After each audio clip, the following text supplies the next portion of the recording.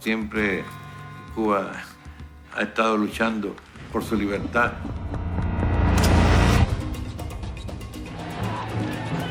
Murieron 100,000 personas. No pudo triunfar, pero cambió el país.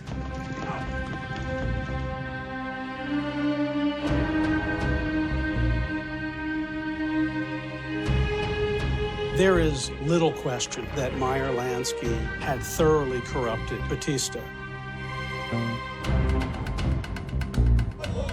It's not a lie. They didn't promise anything. They promised a revolution. They did a revolution. Эти ребята обязательно будут либо мучениками, либо национальными героями. Una revolución. Fidel Castro.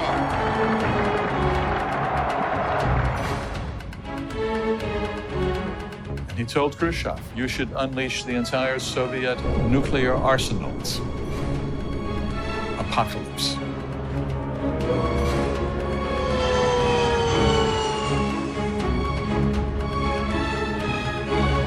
Kuba lässt sich nicht in die Knie zwingen.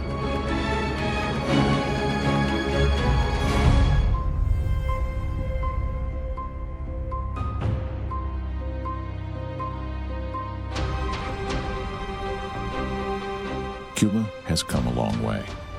From island paradise in the Caribbean, over 400 years of colonial occupation, to being the lone outpost of socialism in the Western Hemisphere. Revolutionary leader Fidel Castro has led the country for half a century.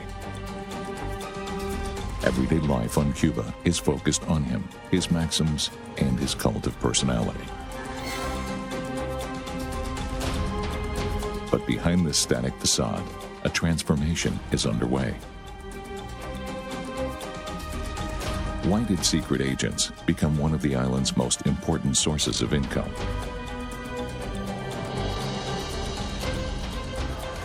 How did the Pope manage to mediate between Cuba and its sworn enemy, the United States? And what will happen after the Castros? The history of Cuba is 500 years of poverty and insurrection, and a dream of freedom that the Cubans have never given up on. During the Cold War, Cuba was firmly on the side of the Soviet Union. Education and health were positive aspects of the Castro era.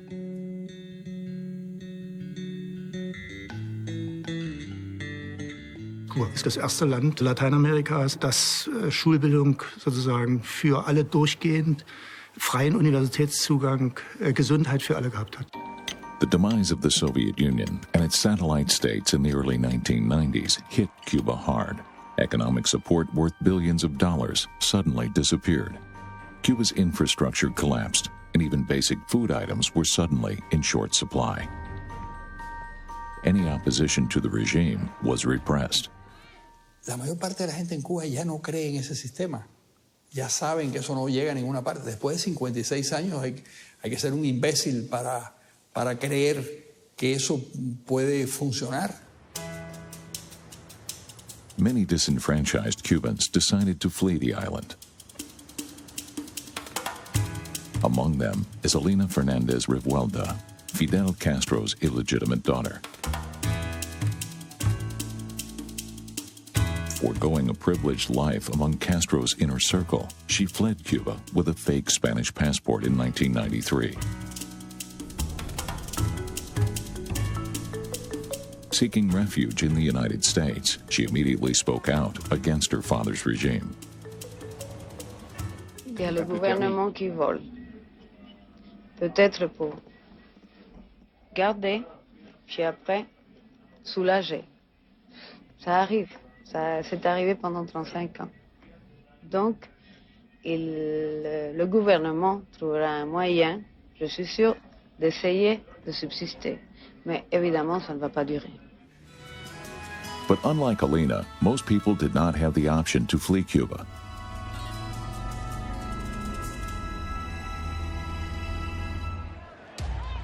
On August 5th, 1994, anti-Castro demonstrations erupt in central Havana. The events may seem small, but it's the first time under Fidel Castro's rule that public anger has manifested in the streets. But even so, anti-Fidel protesters are immediately confronted by pro-Fidel sympathizers and the police.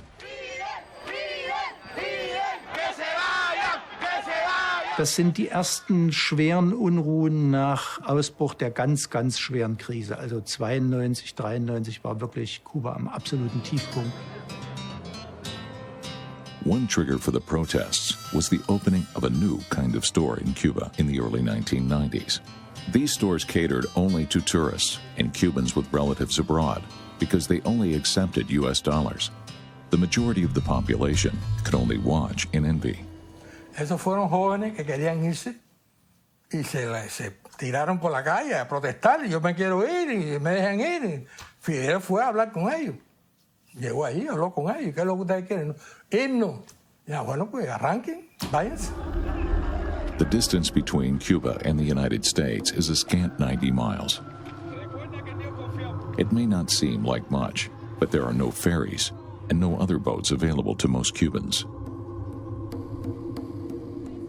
After Fidel Castro granted his permission to people wishing to leave Cuba, tens of thousands took to the sea in flimsy, handmade rafts and boats. They were called balseros, rafters. Many of them told their stories in the Catalan Oscar-nominated documentary of the same name. Yo creo que es esta manifestación la que genera eso. Y que Cuba necesitaba, siempre ha utilizado, cuando digo Cuba me refiero al gobierno. El gobierno cubano siempre ha necesitado abrir esa válvula de escape. Cuando la situación se pone muy tensa, abre la válvula y deja salir la gente. Castro told his police not to oppose any attempts to leave the country.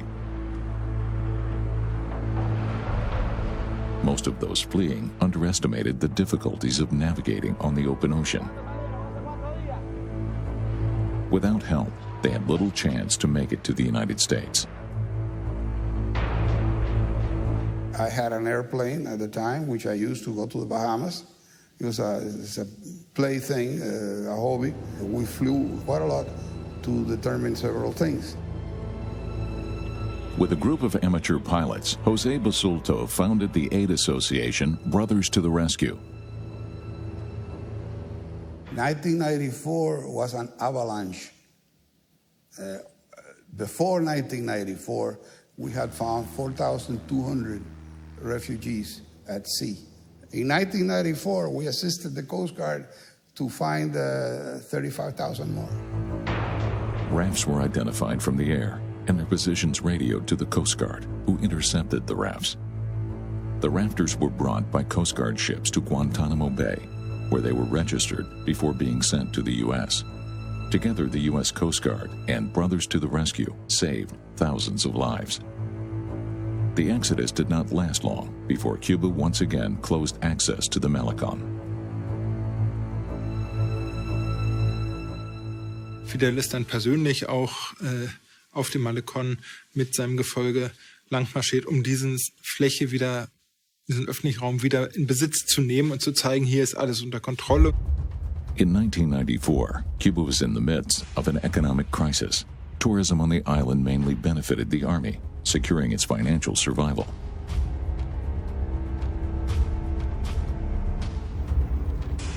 To find new sources of income, Cuba began selling secrets collected by its spy services. For decades, essentially up through 1995, the Cubans were almost perfect in the United States. Because they had been so successful for so long, they stopped being creative. They became predictable. And in the spy services, being predictable is fatal. In 1985, the Cuban Intelligence Service recruited the services of American Ana Montes. She then applied to join the U.S. Defense Intelligence Agency. As a double agent, she helped the Cuban Intelligence Service identify several American spies while still working for the DIA. In Washington, Montes was regarded as an expert on Cuba and acted as a consultant on Cuban affairs to various politicians. It took a slip-up during a routine interview to unmask her as a double agent. She was sentenced to 25 years in prison.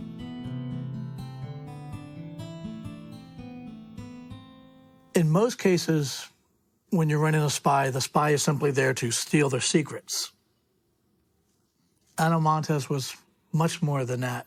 She actually helped shape U.S. policy on Cuba. One of her nicknames was the Queen of Cuba. When they lost her, they lost a lot.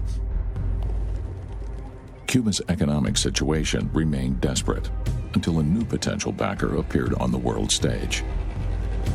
Cuban intelligence began working in Venezuela. Dann kam 1999 als neuer Retter Hugo Chavez und hat die Rolle übernommen, die vorher die Sowjetunion gespielt hat. Nun nicht mit den ideologischen Zwängen, aber doch zumindest mit der materiellen Basis, indem er Öl geliefert hat, indem er vor allen Dingen auch viele Milliarden in dieses Land gesteckt hat. Like Fidel Castro, Hugo Chavez was a socialist and also, like him, a fervent opponent of U.S. influence in Latin America. In 2002, more than 1,000 Cuban agents helped put down an anti-Chavez coup from within the country's army. Chavez hat den Castro dann einigermaßen berechtigt sozusagen zum Vater der lateinamerikanischen, sprich venezolanischen Revolution ernannt. Relations between Venezuela and Cuba intensified. Cuba sent teachers and doctors and spies to help repress any opposition to Chavez. In exchange, Venezuela delivered oil. Wobei man wissen muss, dass eben in Kuba die Energiebasis nicht stimmt. Das ist einfach das Erdöl, was man dort findet, ist zu wenig und die Kraftwerke sind auch zusammengebrochen. Also man brauchte eine neue Energiebasis und dabei hat Venezuela mitgeholfen. Hugo Chavez treated Castro like a Venezuelan elder statesman. Chavez even ruled his country while living in Cuba for months on end. Its oil made Venezuela rich and financed both Venezuela's and Cuba's socialism. Cuba received $1.5 billion worth of oil per year.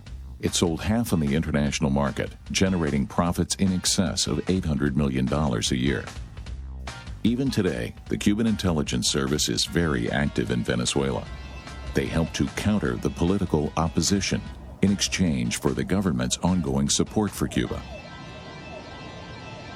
But they still have thousands of officers, and as long as those officers are in place, and I mean, frankly, the current Venezuelan leader owes his survival to the Cubans, he's in no position to force the Cubans out, and they have no interest in leaving.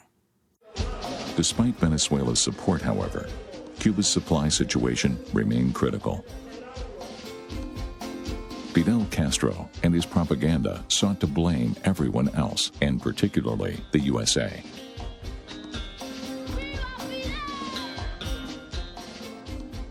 Er war der unumstrittene Machthaber in Kuba.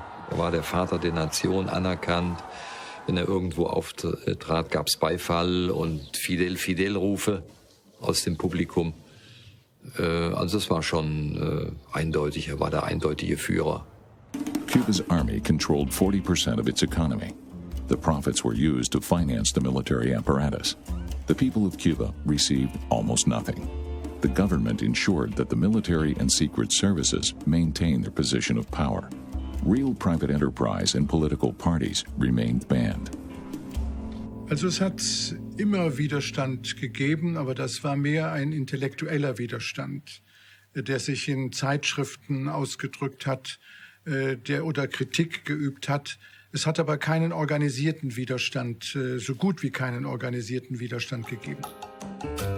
One exception to this were youth groups within the Catholic Church, which had always demanded human rights and free elections. One of them, a young man named Osvaldo Paya, even founded a Christian liberation movement, the MCL.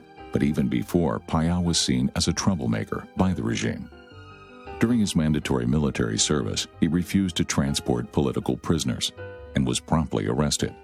Cuando mi papá tenía 17 años, fue secuestrado y enviado a campos de trabajo forzado, como muchos otros muchachos en la época que eran perseguidos por escuchar rock, por escuchar a los Beatles, por tener el pelo largo, por ser homosexuales, por tener cualquier tipo de creencia religiosa, por ir a la iglesia, por no participar del régimen. What set Paya apart is that he always condemned the United States Cuban policy. But his criticism and opposition work also stayed within Cuban law. Nosotros decimos que cada cubano tenga su propia voz y que el pueblo tenga voz en elecciones libres y mediante un parlamento que pueda quitar y poner con un sistema pluralista. Paya knew that his demands were not possible within the framework of Cuba's socialist constitution. But he saw a legal way out. Under Cuban law, there is the possibility of holding a national referendum that could change the law. All he had to do was gather at least 10,000 signatures. Por eso hicimos el proyecto Varela, que es la vía por la que los cubanos reclaman sus derechos, nosotros, protagonistas de nuestra historia. Paya's MCL movement called for freedom of opinion, freedom of the press, free elections, and free market enterprise. They had little trouble collecting the required 10,000 signatures. The government, however, refused to hold the now required referendum. The issue of the Varela project was taken up when former U.S. President Jimmy Carter visited Cuba in 2002. I don't know what's going to happen with the Varela project. I think it would be very good if your officials would decide to publish the entire document. Let there be a free and open debate in Cuba. Fidel Castro's response? A crackdown on the opposition. In 2003, he had 75 members of Paya's movement and other opposition groups arrested. Un mensaje para los cubanos. Un mensaje de terror que fue entendido por el pueblo cubano para decirles, aquí mandamos nosotros. No vayan a pensar que pueden ustedes, cubanos, cambiar las cosas. They received very long sentences, some of them 25, 28 years. They all went off to jails. Generally, they tried to put them as far away from their family as possible to make it very difficult for them to be visited. The charges? Conspiring with American diplomats and treason. Osvaldo Paya was not arrested, but his initiative had failed. Das war, glaube ich, eine weitere Perversion dieser Revolution, also in dieser Form durch eine quasi Hexenjagd gegen die Opposition vorzugehen und dann sie vor allen Dingen durch Schnellgerichte zu derartigen Haftstrafen zu verurteilen, was nun wirklich außerhalb jeglicher rechtlichen Norm war. Relatives of the arrested dissidents formed a new protest movement. They called themselves Ladies in White. They protested the unjust arrests and demanded freedom for their relatives. Mi padre llevaba años recibiendo amenazas de muerte por parte de la seguridad del Estado. Y no solo amenazas de muerte, también intentos de atentados. On July 22, 2012, Osvaldo Paya died in a car crash. The Cuban police claimed that the car carrying 4 passengers was speeding and crashed into a tree. The driver and the passenger in the front seat survived. They were traveling from Havana to Bayamo when the accident happened. At first, they claimed to have been hit by a truck, but retracted their statements in front of television cameras later on.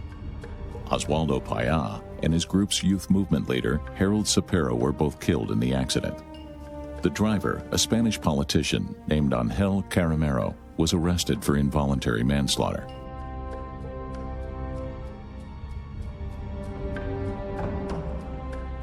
Osvaldo Paya's funeral was attended by tens of thousands of Cubans. His family is convinced his death was orchestrated by the government. Shortly after the funeral, the driver, Angel Caramero, was sentenced to 4 years in prison for allegedly speeding and using his cell phone while driving. Un juicio lleno de mentiras y de falsedades que concluyó con una condena a este muchacho que iba manejando.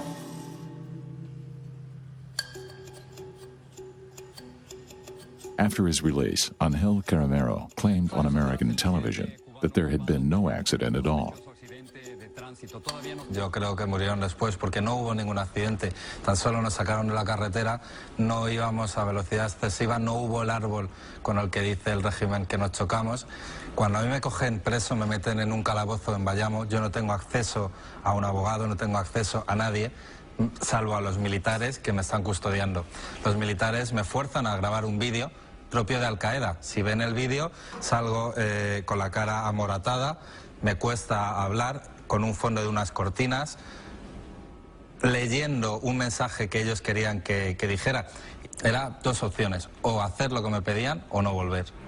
Después de hablar todo esto, Is Caramero telling the truth, or did he really lose control of the rental car? The Cuban authorities stuck with their version, but doubts and contradictions linger.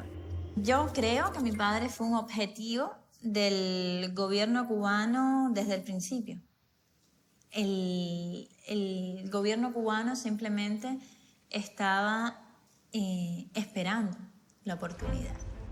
Fidel Castro claimed that Paya was in the pay of the U.S. government, but never offered any proof. However, the United States continued to be his nemesis, and, according to him, the cause of all of Cuba's problems. In particular, Castro saw the U.S. Navy base at Guantanamo Bay as a constant provocation. U.S. soldiers have been stationed here without interruption since 1903. Aux yeux des Cubains, il est clair que c'est le clou dans le pied du Christ, si vous voulez. C'est-à-dire, il y a des Américains armés qui sont implantés sur le territoire de Cuba. September 11th, 2001 changed the balance of world politics. The United States sought allies in their war on terror. How would Cuba and Castro react? Castro hat den Terrorismus verurteilt, ganz eindeutig, sich davon distanziert, aber auch gleichzeitig gesagt, wir wollen auch keinen Krieg, der daraus folgt. Also no al terrorismo, no a la guerra. Ich weiß noch ganz genau, diese Worte fielen. The USA invaded Iraq and Afghanistan, hunting down al-Qaeda terrorists. But it was unclear which of the many suspects were actual terrorists at all. Almost all suspected high-level enemy combatants were held at Guantanamo Bay on Cuba. Since the base was not part of U.S. territory, U.S. armed forces and the CIA could operate outside of the restrictions of U.S. domestic law. This posed no problem for the Cuban government. Raúl ist von Journalisten gefragt worden, was halten Sie denn davon? Er sagte, wir sind gefragt worden. Soon, the first accusations of torture and prisoner abuse emerged from Guantanamo. Despite international protests, the prison was not shut down under U.S. President Barack Obama. Of more than 800 prisoners here, most were let go over the years. But the fact remains that the United States, who have always accused Cuba of human rights violations, did themselves violate international law in a military base on Cuban soil. Castro's regime exploited the situation and regularly denounced the crimes committed at Guantanamo. For them, it was another way of turning attention away from Cuba's own problems.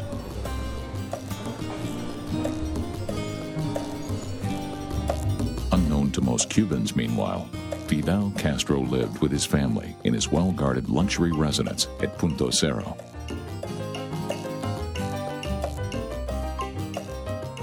Habíamos ahí alrededor de unos 200 hombres, 200 oficiales adjudicado a la protección directa de Fidel Castro, sin contar otros tipos de unidades que se suman a la protección de Fidel Castro, donde se mueve mucha logística. The Castro's family compound was conceived as wholly self-sufficient because Fidel feared being poisoned.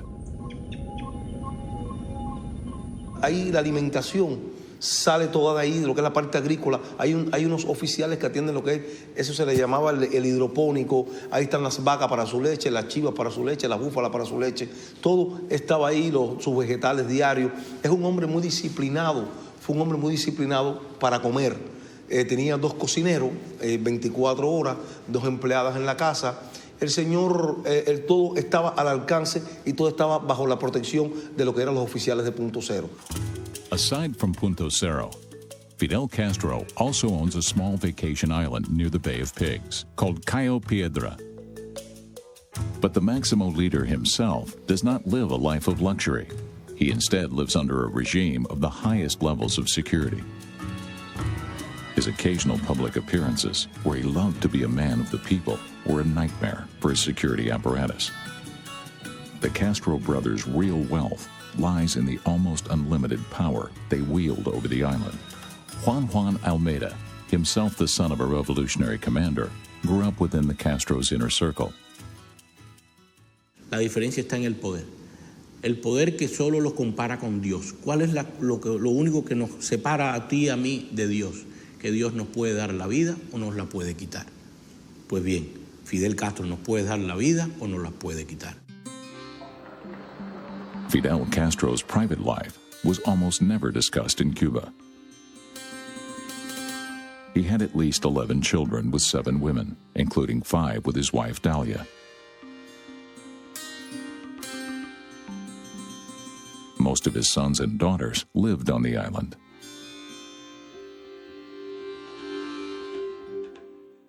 Hijo de Papa nennt man das in Kuba, also Vaterssöhnchen oder Vaterstöchterchen. Na, die werden schon in gewisser Weise abgeschottet leben auf Kuba. Also, dass möglichst die Masse der Bevölkerung nicht erfährt, wie es ihnen sozusagen gut geht. Pictures of Fidel Castro's children are rare. The eldest son, Fidelito, Alejandro, Antonio, Alex, Angel,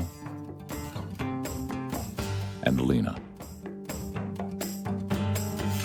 Y entonces, esos muchachos crecieron al margen del poder, dentro del poder, pero al margen de las decisiones del poder. Y quizás tanta presencia y tanta omnipresencia de Fidel los hizo rechazar las posiciones públicas o las posiciones políticas. Yo creo que ellos prefieren salir en yate, ellos prefieren pasear, ellos prefieren disfrutar una Cuba y los recursos que una Cuba que sienten que por derecho les toca. Hasta la victoria siempre. What would a Cuba without Fidel Castro look like? An accident in October of 2004 made the question more pertinent. 2004 war ja eine Veranstaltung in Santa Clara und möglicherweise durch den Regen vorher war der Abgang von der Tribüne etwas glitschig und da ist er gestürzt. Aber so gestürzt, dass er also Verletzungen davon getragen hat, die es ihm nicht mehr ermöglichten, seine Ämter auszuüben. Since the revolution of 1959, the question of who rules the island was clear for most Cubans. But of the top revolutionary leaders from back then, only the Castro brothers survived to this day. Raúl Castro has been president of Cuba since 2008. He has chosen not to deviate from most of his brother's policies. Und deshalb hat wahrscheinlich, solange die beiden Castros leben, nie jemand auch nur eine solche Forderung gestellt, das schon gar nicht. Und es ist auch nie ein Anführer oder eine Führungspersönlichkeit gekommen, die das hätte streitig machen können. Raúl took over his brother's duties. first temporarily, then permanently.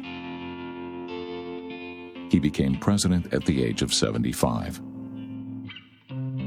Juan Almeida, after his parents divorced, lived for several years with Raúl Castro.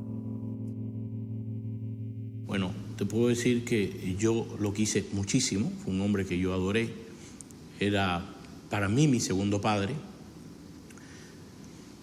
Te puedo decir que es un hombre familiar. Raúl's wife, Vilma Espín, was herself a veteran of the revolution and a former member of the Council of State. Since Fidel kept his own family out of the spotlight, Vilma Espín was called Cuba's First Lady until her death in 2007. She and Raúl had 4 children, in addition to their foster son, Juan. Raúl se mandó a hacer un traje de mariscal que le quedaba muy bien. De hecho, cuando los hijos de Raúl o las personas que vivíamos con él le queríamos pedir algo y que nos lo concediera, pues era muy fácil adularlo diciéndole: qué bien te queda el traje de mariscal. Raúl is a Marxist, is a communist, is an admirer of the Soviet Union, has been, if you go to his office, you see pictures of all the generals of World War II, the Soviet generals. Above all else, Raúl Castro ensured the Army's grasp on power. Under his leadership, the military controlled large parts of Cuba's economy and foreign trade. Raúl no le gustan las cámaras, a Raúl no le gusta el público, Raúl padece de agorafobia, Raúl padece de muchas cosas a las que le sobraban a Fidel. Cuban politics did not change with Raúl in charge. Fidel was no longer involved in day-to-day politics, but he remained the symbol of highest authority. Here, he is visited in the hospital by Venezuelan President Hugo Chavez. Ich habe dann teilgenommen an der Parade, einer Militärparade zu Ehren von Fidel Castro. Haben alle geglaubt, er würde kommen, aber es war damals eben so, dass es seinen Gesundheitszustand nicht erlaubt hat.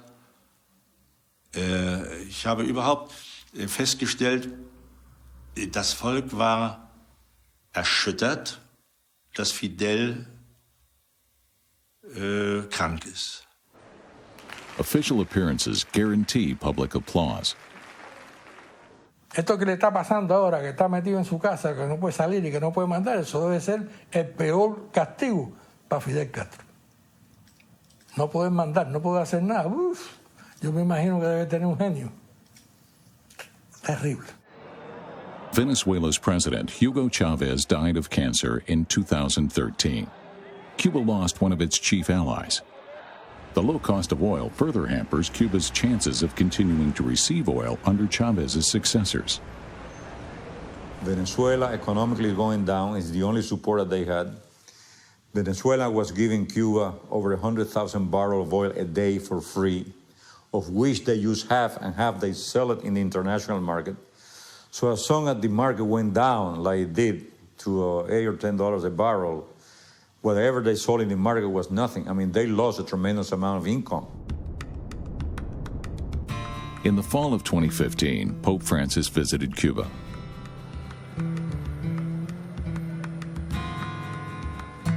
"60% of Cuba's population is Catholic, even though the country is officially atheist.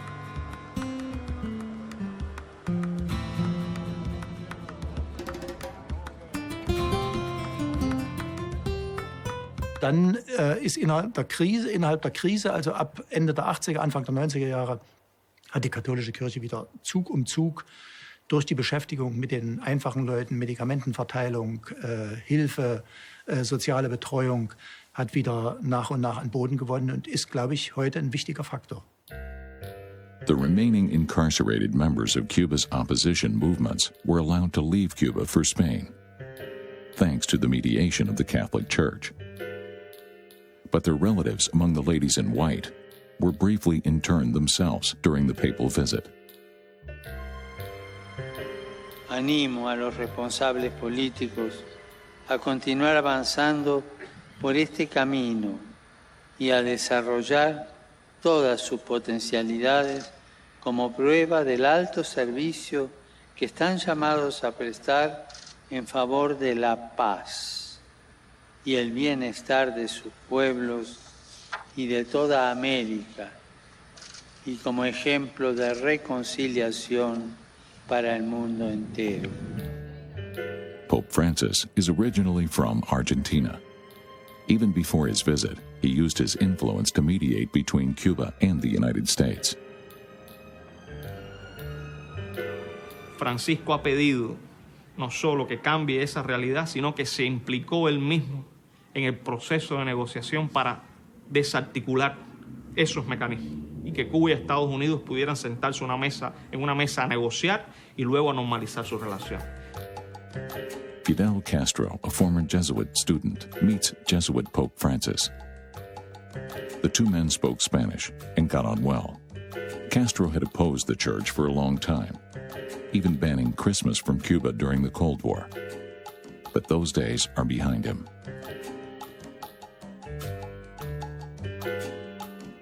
Ein Mann wie Fidel, der braucht gar keine Ämter, der strahlt auch ohne eine Uniform oder ein Gewand. Er ist eben die moralische Instanz, er ist der Übervater und wird auch als solcher immer noch anerkannt.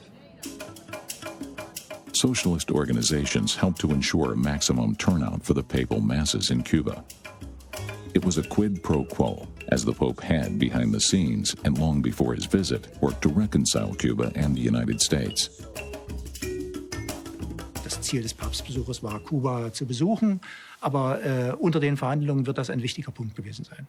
Und der ist ja insofern erfolgreich, dass sowohl die USA wie auch Kuba das als Erfolg verbuchen können. After decades of animosity, and with the mediation of Pope Francis, U.S. President Barack Obama sees the opportunity to make history, to end the United States' isolation in Latin America.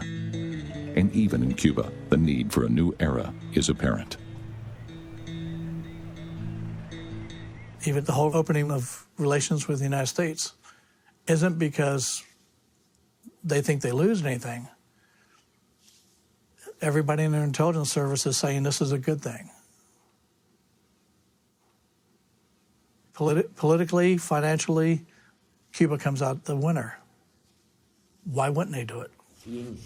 April of 2015 marked the first time that the presidents of Cuba and the United States had met since the Cuban Revolution. Seit Anfang der 60er Jahre wirklich hat man im Prinzip ein halbes Jahrhundert, wo die USA das Feindbild sind.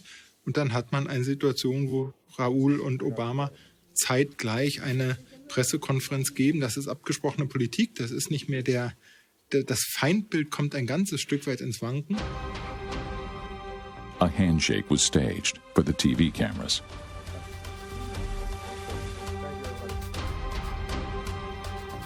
The first concrete result of this Cuban thaw was the reopening of the U.S. Embassy in Cuba by Secretary of State John Kerry.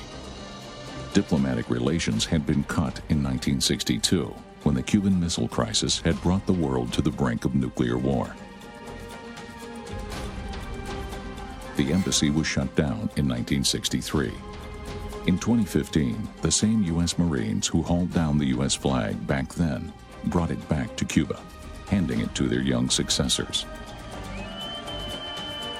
For a former advisor to U.S. President John F. Kennedy, it was an event that had been a long time coming. The United States politics for all the years since then and until Obama acted were among the worst and silliest things that any country had done. Here we're recognizing China, Russia, you name some of the worst regimes. And little Cuba is the place where we keep focusing politically that no, you can't do anything with Cuba.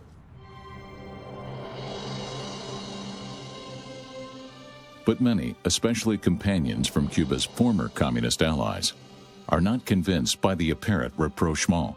Ich denke, Kuba meint das ehrlich und braucht auch die Zusammenarbeit mit allen, auch mit den USA. Ob diese Ehrlichkeit auch auf Seiten der USA zu spüren ist, das kann ich nicht sagen. Ich bin da etwas misstrauisch. Ich denke eher, die Politik der USA besteht darin, Kuba in der Umarmung zu erdrücken.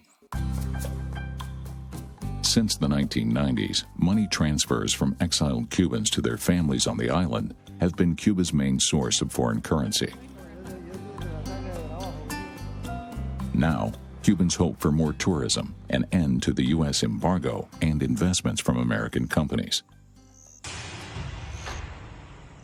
And perhaps in the distant future, the end of the American presence at Guantanamo. Was in diesen wirklich extremst komplizierten Fragen, was sich da in den nächsten Jahren bewegen kann, Eigentumsfragen, Guantanamo, Rückgabe, Schulden, kann ich mir einfach nicht vorstellen, was sich da bewegen soll.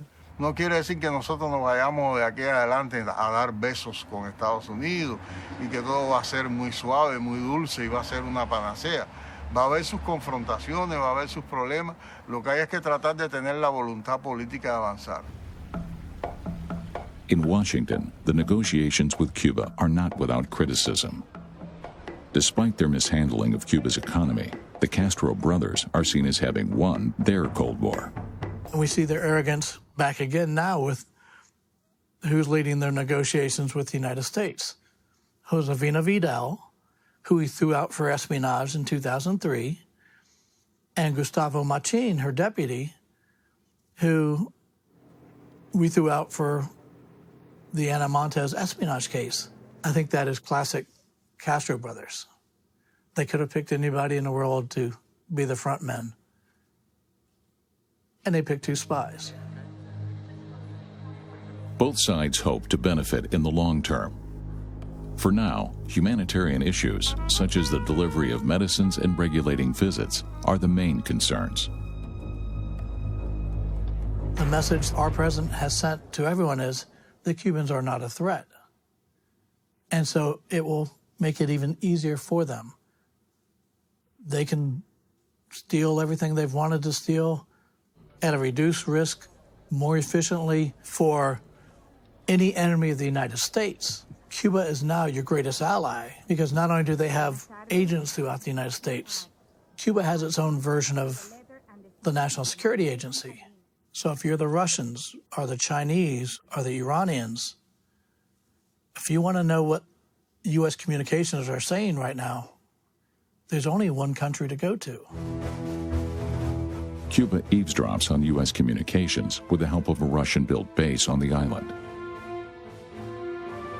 It was shut down in 2001, only to be put back online in 2014. Today, 3,000 Russian technicians maintain the base, which is directed at the United States.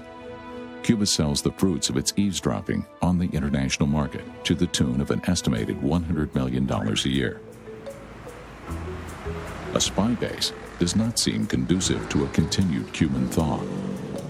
The future of this spy base will show in which allies Cuba places stock in the future.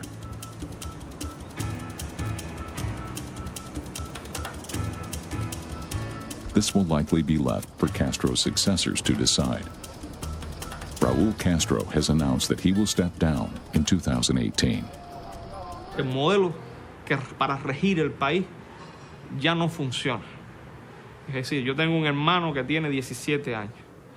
Ese hermano de 17 años, tú le hablas de la revolución o le hablas de la iconografía revolucionaria y es extraño a todo eso, ¿entiendes? Con él tú puedes hablar de la Liga Europea de Fútbol o de Pitbull y él va a saber perfectamente quién es uno y quién es otro.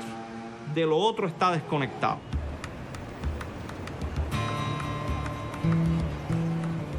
Revolutionary language apparently no longer appeals to young Cubans. But what comes next? Yo tengo mucha confianza en la juventud, mucha confianza en los que nacieron después de la revolución, que no tienen ningún compromiso con la revolución de 1959, que no tienen ningún recuerdo romántico de esa revolución, no tienen ninguna ligazón con ese proceso y que quieren sencillamente democracia y prosperidad en nuestro país. Cuba's youth will be left with the unenviable task of shaping their country's future between revolutionary nostalgia and the need for change. No puedo pensar que los jóvenes sean igual que nosotros. Pienso que van a defender al país, van a defender lo que tienen, con la característica que tengan en ese momento.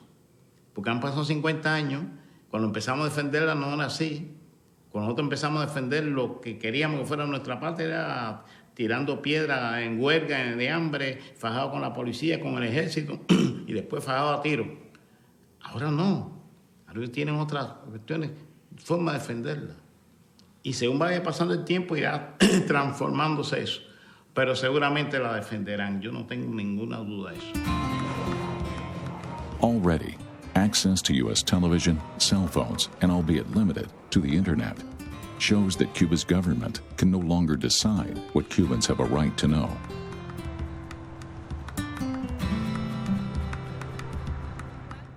Aquí al lado, ¿entiendes? Queramos o no queramos, la sociedad de consumo norteamericana atrae mucho a la gente, porque creen que todo el mundo va a vivir igual. Y no se dan cuenta que ni en los mismos Estados Unidos, con los mismos americanos, viven igual. Falta mucho por alcanzar en ese sentido en Cuba. Por ejemplo, yo creo que un uso pleno y abierto de Internet es una necesidad, no solamente para las personas, es una necesidad para la sociedad cubana en general. Creo que es una sociedad que está retrasada con respecto a su tiempo por ese nivel de acceso a las nuevas tecnologías tan limitado que tenemos, pero que es importante en estos cambios que se han producido. La sociedad cubana, hasta tanto no tenga un uso realmente dinámico de las posibilidades de las nuevas tecnologías, es como si estuviéramos viviendo todavía en el siglo XX. The days of the Castro brothers are coming to an end. An entire country is waiting for what comes next. Yo creo que no se pueden cambiar 54 años en 6 meses.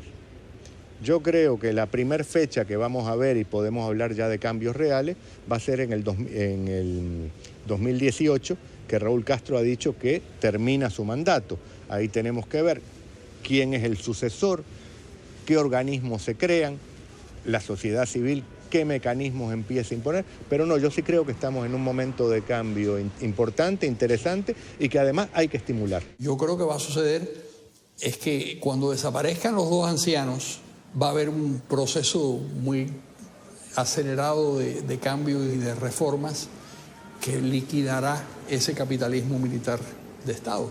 Y probablemente ahí haya un enfrentamiento, como siempre ocurre en cualquier estructura de poder, entre los más ortodoxos, los más reformistas, los que quieren cambios más rápidos, los que se producirá un conflicto inevitablemente. Most Cuba experts believe that the island's next leader will arise from within the old political and military apparatus. Whether this leader will be willing to make democratic or economic reforms remains to be seen. For centuries, the inhabitants of the largest island in the Caribbean have dreamt the dream of freedom. While their homes suffered under the yoke of foreign masters, Spain and the United States. Time and time again, saviors and saints arose, spread hope, and failed. Heroes turned to tyrants, hungry for power and wealth.